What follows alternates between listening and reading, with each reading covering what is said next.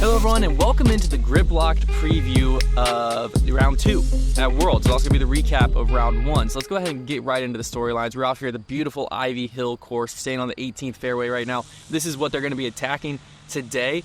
A lot different feel out here than what they went through at New London yesterday, but funny enough, I feel like score-wise could be actually pretty similar. Yeah. After seeing New London, how it played yesterday, it wouldn't surprise me actually if Ivy played as the tougher course. Yeah, I think that was the biggest mystery of yesterday, was figuring out which one of these courses is going to play tougher. And I think we almost panicked a little bit at the beginning of the day yesterday when so many players got out the gates hot. You had Joey Anderson like 10 under through 13 holes, and we're like, oh my gosh, they took away the OB from New London and now it's going to play soft.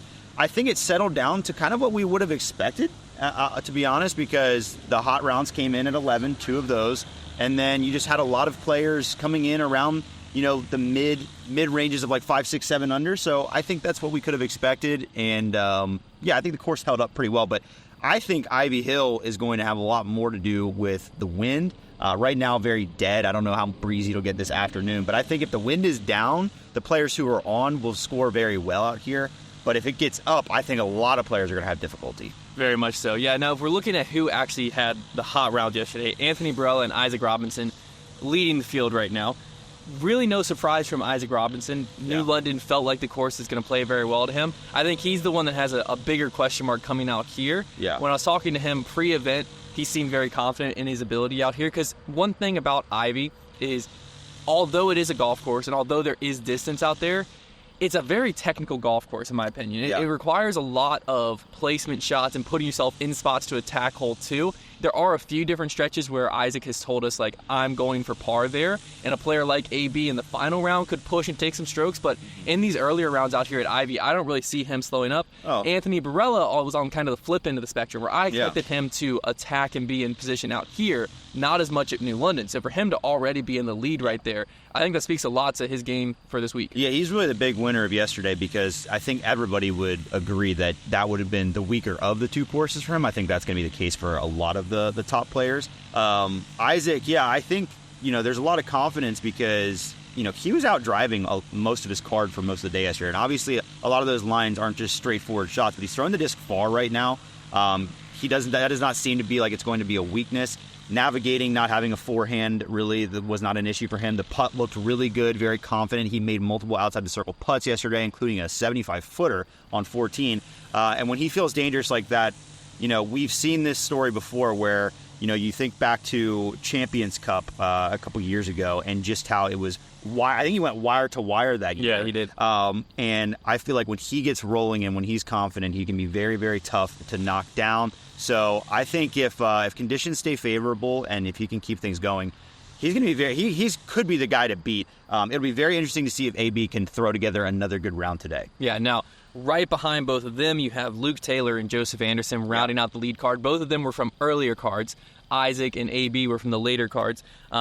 Luke Taylor, in my opinion, is the biggest surprise on this lead card. Kind of came out of nowhere with that 9 under. Joseph Anderson had the chance to really push. I think he was 10 under through 13 holes and then just went 1 over through that final stretch down the line. Another interesting fact about Joseph Anderson is his putter never hit the ground yesterday. He ended up going 15 for 15 from C1X and 2 for 2 from Circle 2. Can't relate to that. Yeah, he was absolutely dialed. One other stat I forgot to mention when we're looking at Isaac Robinson, he was the only player in the field to go bogey-free out there at New London, which bogey-free at New London is unreal. But Luke Taylor, I don't know much about his game. I didn't get a chance to really watch him yesterday. I'm very excited to see him on the lead card today. This is, it's one of those storylines you love in a major where you have a player who is more up-and-coming or at least more unknown, be able to get themselves in a position to earn major status, lead card experience, because that's stuff that you can train all you want, you can do everything you want, you can't replicate what it's like, and the crowds out here are gonna be big.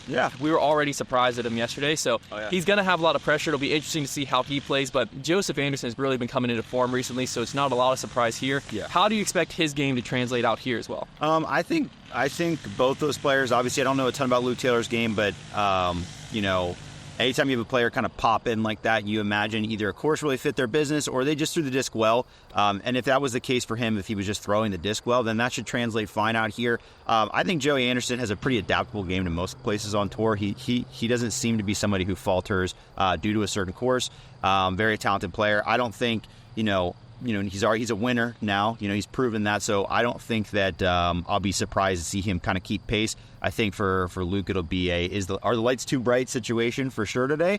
Gonna have a much bigger gallery. Probably had 0 gallery yesterday. Or no, he was not on a very big card yesterday. So we'll see if he can handle that pressure being on coverage. Obviously the galleries will get bigger as the week goes on, but they're already plenty big enough. You're already going to be walking to make your 25 footers in front of a crowd of 50, 60 people behind the basket. So we'll see how he holds up to that. Yesterday at New London, I mean, I was trying to get an estimated head count. I was getting close to 700 if I had to guess, because they were spread. It was split between several different cards, but the final few cards there had such a strong gallery. There's a few hundred. That Ivy, the good thing about Ivy is you're going to be able to spread out a lot more. Yeah. So it's going to be tougher on coverage to notice how many people. Right. But I mean, from being on the ground, it's good because you can actually see what's going on. Yeah, I mean, right here where we're sitting on 18, you already on the tee be able to line the whole way up, and everybody will have a view. Final day when there's 5,000 strong out here, which is what's being estimated final day, which is going to be incredible. Yeah. I mean, this scene is going to be unreal. The green on 18 works out great too because you do have some sloping, so you can kind of stand up top as well. That's going to be an insane final green setup because right now the biggest hole 18 we could have is USDDC a lot of times. European Open's a big one too, but USDDC, nobody can crowd that green on 18. So this will be really cool to see everybody really get around there. Yeah, now if we look down the leaderboard a little bit farther, you find Bradley Williams, my dark horse pick from the preview show. Shout out B. Will, coming in at 8 under. What's interesting about his round yesterday is he actually birdied the first 8 holes of the back 9 and then bogeyed hole 18, which was a very common score on 18. Yeah. 18 played very, very tough out there at New London yesterday. I'll be curious to see how it plays on Friday, but we'll talk about that when we get there. You also have Simon Lazat and Laurie Lettinen, both sitting at 7 under.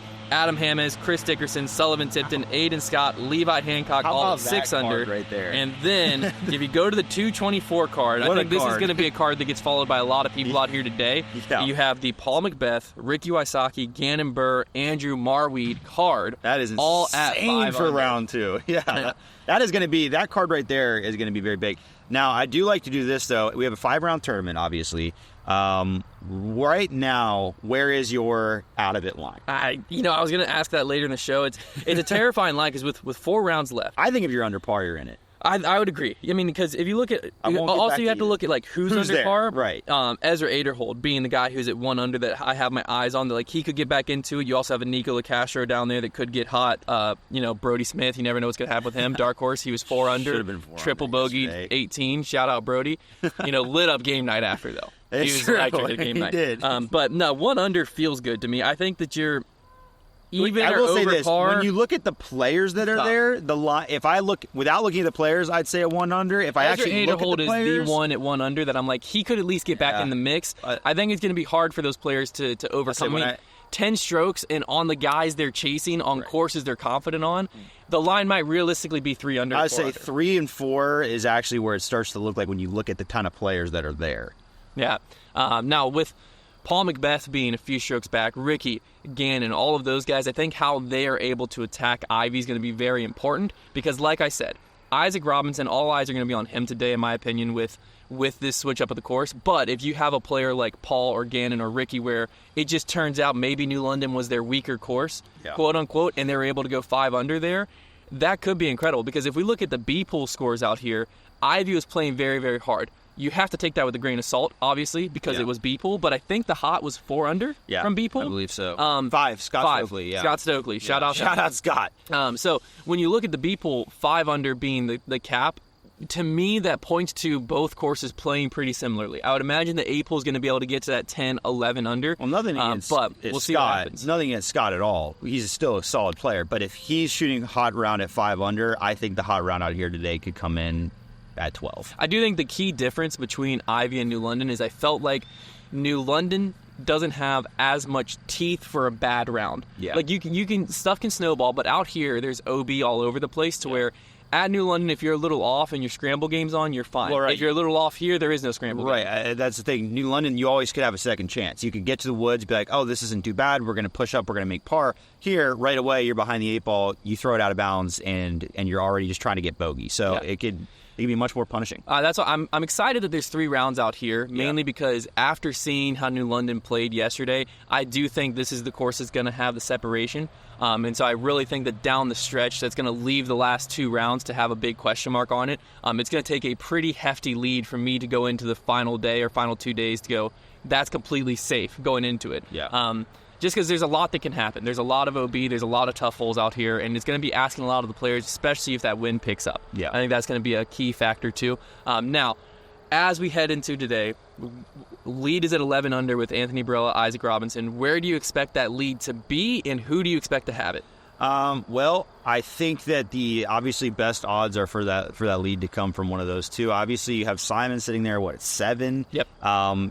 Rick, Paul Gannon kind of chasing back there. There's a lot of good players that are back there, but I think between Isaac and AB, one of those two is going to have a good enough round to keep the lead, and I would say that lead is going to come in at, let's say one of them gets to 20 under, and that's the lead. But I think there's a really good chance that some guys that, like that Paul Gannon Rick card, there could be a couple guys that shoot 10, 11, 12, and then maybe get a little bit closer to that leader. I'm going to say the lead ends up at 21 under. I think Isaac Robinson goes 10 under out here today.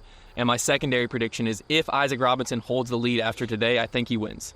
Wow. Yeah. All right. I think here, because to me, I think that Isaac's going to be very confident in New London. And if he's able to go to New London, tie for the lead, come out here, hold the lead, I think it's going to be one of those Isaac Robinsons that we've seen before, where it's like, don't let that guy get the lead, you're not getting it back. I think that might be a situation we're in if he comes out here and is able to hold onto the lead today. It's all going to come down to how he's able to play Ivy, obviously, with there being 3 rounds out here. He's tough to catch. You don't want to let him get away with it. His putter looked good yesterday. I saw him miss, maybe 1 putt that I was surprised, but he went bogey-free, and he had a lot of saves in there. It wasn't like a bogey-free, he was missing birdie putts.